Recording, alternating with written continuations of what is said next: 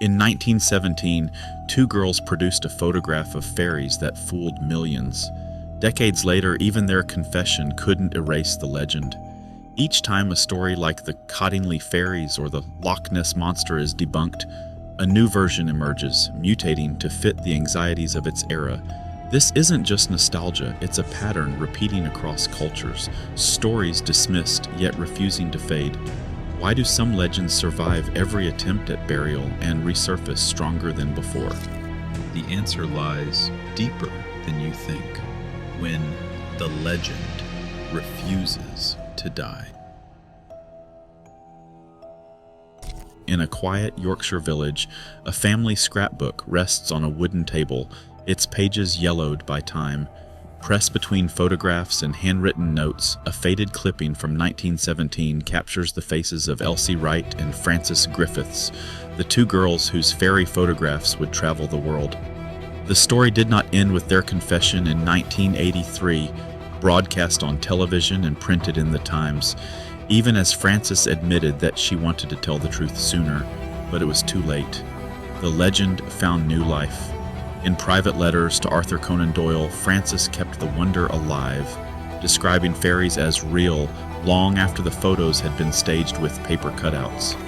Doyle's own book, published in 1922, gave the tale a second wind, and spiritualist circles clung to the hope of unseen worlds just beyond the garden gate. By the 1970s, folklorists in Cornwall were reprinting the story, and in 2017, digital scans of the original glass plates reignited debates online. For every skeptic pointing to cardboard wings, a new generation found meaning in the possibility that magic might still slip through the cracks of ordinary life. Legends like these do not simply vanish when exposed. Instead, they settle into the background, waiting for the right moment to return. A scrapbook owner, voice soft with memory, once said that these stories are like seeds. You think they are gone, but they bloom again when you least expect it. Urban legends follow a similar path. In cities around the world, travelers whisper about the corpse hidden beneath a hotel bed. A tale that surfaces in newspaper archives from the 1970s resurfaces with each retelling and adapts to new locations and details. The warning is always the same: danger just out of sight. These stories pass from hand to hand, parent to child, scrapbook to social media feed. Their details shift, but the need to share them endures. Behind every resurgence lies a quiet mechanism: curiosity, caution, and the comfort of shared mystery. Creatures and places will soon join this procession, but the pattern is already clear. Some tales are never truly laid to rest. A single line of graphite pressed into a notepad by a trembling hand often outlasts any photograph. In the summer of 1933, a sketch artist in Inverness tried to capture what a hotel manager described as a most extraordinary form rising from the waters of Loch Ness. The drawing, rough and uncertain, found its way onto the front page of the Inverness Courier, and with it, the image of a prehistoric creature began to swim through public imagination. Within days, the story leapt from the Scottish Highlands to London tabloids and across the Atlantic. Expeditions arrived, cameras in tow, each new sighting twisting the creature's outline, sometimes a serpent, sometimes a plesiosaur, later perhaps a giant eel. When scientists in 2023 tested the Loch's waters for DNA, they found no ancient reptiles, only a high concentration of eel genetic material. The legend shifted, but the unease remained. Far from the misty lochs, a different kind of dread stalked the Gobi Desert.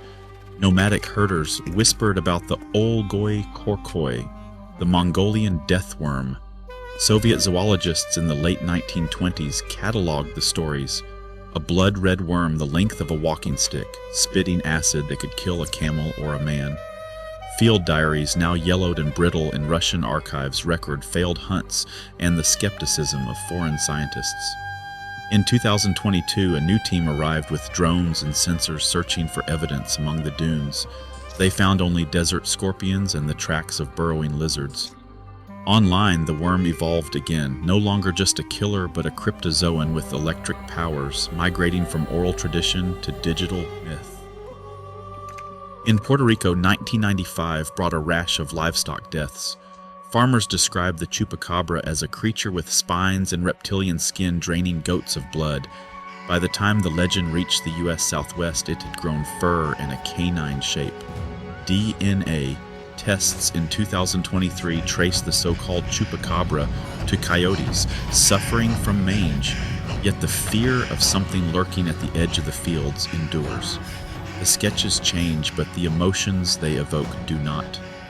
Whether drawn in pencil, described in a trembling voice, or rendered in pixels, these creatures adapt to each new retelling. Their forms shift to fit the science of the day, but the sense of wonder and the quiet fear remains constant. Smoke still rises from the earth in Centralia, Pennsylvania, where an underground fire has burned since 1962. The sidewalks are cracked, street signs lean at odd angles, and the map is dotted with warning markers for carbon monoxide. Most houses have vanished, condemned after a series of sinkholes forced a government buyout in the 1990s. Yet a handful of residents refuse to leave. In 2024, John Laird, one of the last to remain, sits on his porch and says, "This is my home. The fire's just background noise." The ground beneath him is unstable, but his presence anchors a story that draws thousands of visitors each year. Graffiti covers the ruined highway, a shifting canvas for those seeking proof of a cursed place. Drone footage counts more than 10,000 tourists annually, each one drawn by the legend of a town swallowed by its own history. Chernobyl tells a different story, but the pattern is familiar. In 1986, a reactor explosion forced the evacuation of Pripyat, leaving behind a city frozen in time. Rusted Ferris wheels, empty schools, and wild animals reclaiming the streets have become symbols of disaster. Official signs warn of radiation, but the exclusion zone now attracts a new kind of visitor. Guided tours wind through the ruins, and social media posts multiply each spring. The landscape itself has become a vessel for myth, where stories of mutant creatures and ghostly apparitions fill the gaps left by missing records and silent buildings. The boundaries between fact and legend blur, sustained by the physical traces that refuse to fade. Far out in the Atlantic, the Bermuda Triangle occupies no fixed coordinates, yet its reputation endures. Since the disappearance of Flight 19 in 1945, the area bounded by Miami, Bermuda, and Puerto Rico has been blamed for the loss of ships and planes. Official records show that accident rates match other busy ocean corridors, but the absence of debris and the suddenness of vanishing flights invite speculation. Over the decades, warning signs have shifted from maritime charts to pop culture, and the legend persists despite insurance data and Coast Guard reports. The region draws the curious, the anxious, and those hoping for a glimpse of the unknown. These landscapes, abandoned, forbidden, or invisible, become magnets for story.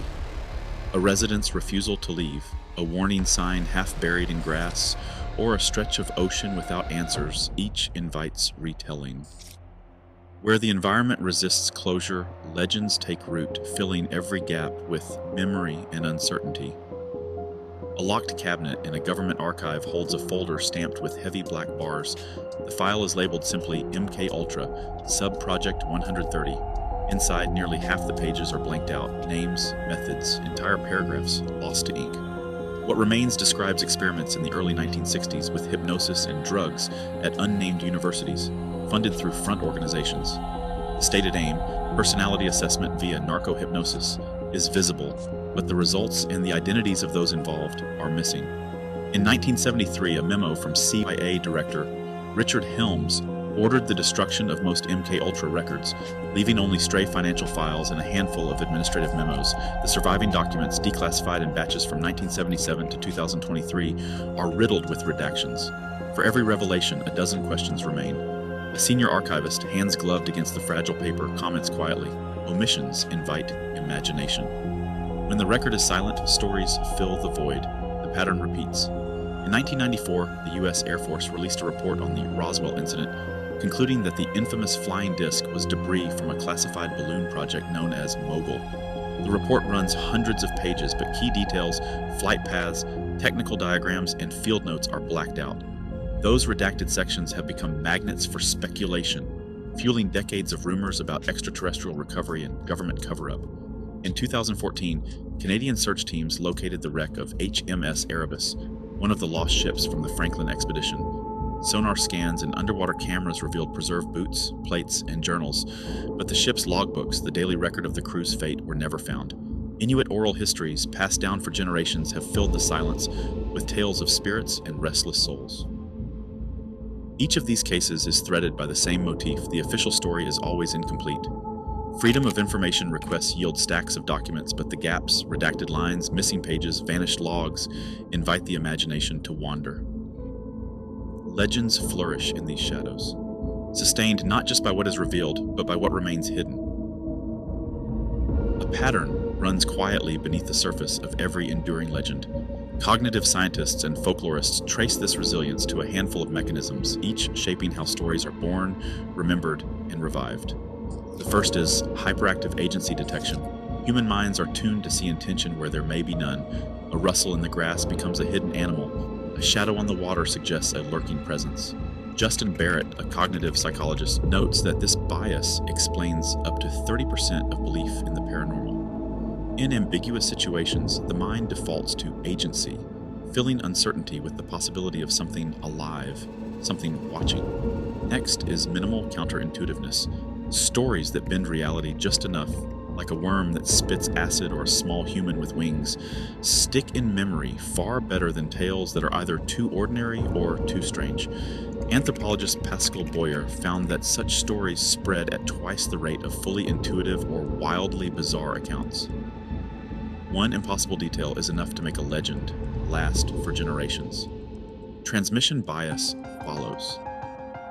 People are more likely to repeat stories endorsed by figures of authority or shared by the majority.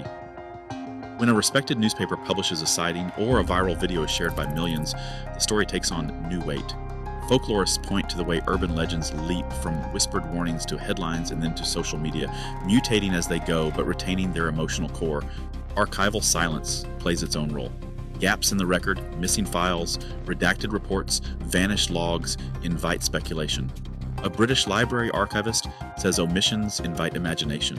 When facts are scarce, the mind fills the void and the legend expands to fit the empty spaces left behind. Finally, collective memory and mimetic acceleration bind these forces together. Legends function as shared caution, moral lesson, or boundary marker. They are told and retold at family tables, in classrooms, and now across digital platforms. Social media compresses the cycle, turning what once took decades into days. Folklorist Simon Bronner observes that legends preserve community boundaries. In the rapid churn of online culture, stories mutate and multiply, but the need for them remains constant. Each of these mechanisms works quietly, often unnoticed, ensuring that legends survive the scrutiny of science, the passing of time, and the skepticism of new generations. A snowfield stretches across the Ural Mountains, its silence broken only by the wind. In February 1959, 9 hikers were found dead near Dyatlov Pass, their tents slashed open from the inside. Some bodies showed signs of hypothermia, while others bore unexplained injuries, fractured skulls, missing eyes, and traces of radiation on clothing. Soviet investigators closed the case, recording the cause as a compelling natural force. Files left more questions than answers. In 2019, Russian authorities reopened the investigation. The official report pointed to a slab avalanche supported by Swiss computer models. Yet the autopsy records still contradicted simple explanations. The wounds did not match avalanche trauma. Radioactive traces, never fully accounted for, lingered in the file. Online, speculation surged once again. Some pointed to secret military tests, others revived stories of a Yeti. The legend endured not because of what was known, but because of what remained unresolved, details that refused to fit neatly into any one theory.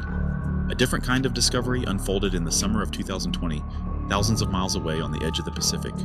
In Seattle, a group of teenagers used the Randonautica app, letting its algorithm send them to a random spot along the waterfront. Their phones recorded that they found a weathered suitcase half buried in driftwood. Inside were human remains. The story exploded across TikTok, reaching millions within hours. Seattle police confirmed the remains belonged to Wayne Martin, a man murdered in 1985. The case, cold for decades, was reopened for review. The facts were clear. There was a body, a crime, and a digital breadcrumb trail. Yet the narrative that grew around the app told a different story. Warnings of a cursed algorithm, rumors of portals, and the sense that something uncanny had guided the discovery. The official reports offered closure, but the narrative online multiplied, fueled by the eerie coincidence and the gaps left behind. Forensic files and police reports can answer some questions, but rarely all. In Dyatlov Pass, as in Seattle, the persistence of legend rests on a stubborn kernel of uncertainty. Each fragment of truth, an unexplained injury, a long missing person, sustains the mystery, ensuring that stories will continue to grow in the spaces where evidence runs thin. A new kind of legend takes root not in forests or old towns, but in the architecture of social platforms. In 2025, an AI-generated video of a supposed sea serpent in Lake Ontario reached 10 million views in less than 48 hours. The footage, crafted by a deep learning model, blended fragments of historical sightings with modern drone shots and made it nearly indistinguishable from reality. Comment threads filled with speculation, debunkings, and new eyewitness claims, each cycle pushing the story further from its digital origins. Platform metrics now measure virality in hours, not months. A single post can trigger a cascade, first 1,000 shares, then 1,000,000, then a wave of imitators, remixing the legend with new faces, settings, and creatures. By 2030, analysts predict more than half of all viral mystery stories will originate from synthetic sources, images generated by AI, voice clones, or algorithmically curated evidence. The life cycle of a legend compresses, mutating as quickly as the platforms themselves. Each new tool, including face swap apps, audio synthesis, and real-time translation, becomes fertile ground for modern folklore. The pace quickens, but the pattern endures. A story is planted, it spreads, and it blooms in forms no one can fully control. Some stories are retold not because they are believed, but because they are needed. In homes and libraries, the act of sharing a legend becomes a ritual, quiet, deliberate, and deeply human. A parent repeats a tale heard from their own childhood. A scholar preserves a faded letter, knowing that what is left unsaid may matter as much as what survives. The gaps in official records, the missing pages and redacted lines are not simply failures of memory or bureaucracy. They are invitations, spaces where imagination and longing take root. Each omission in the archive is a silent partner in the legend's endurance, allowing new generations to find themselves reflected in the uncertainty. To handle these stories is to accept a kind of responsibility, not to declare what is true or false, but to recognize the living memory that persists between the lines. In the hush that follows each retelling, something lingers, the sense that mystery, once set in motion, is never entirely lost. Legends endure because uncertainty endures. Even now, new stories emerge with every unexplained echo, every shadow in the archive. In a world saturated with information, mystery finds new ways to survive, shifting form, crossing borders, outlasting facts.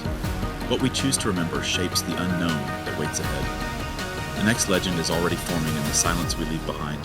What stories will we pass on?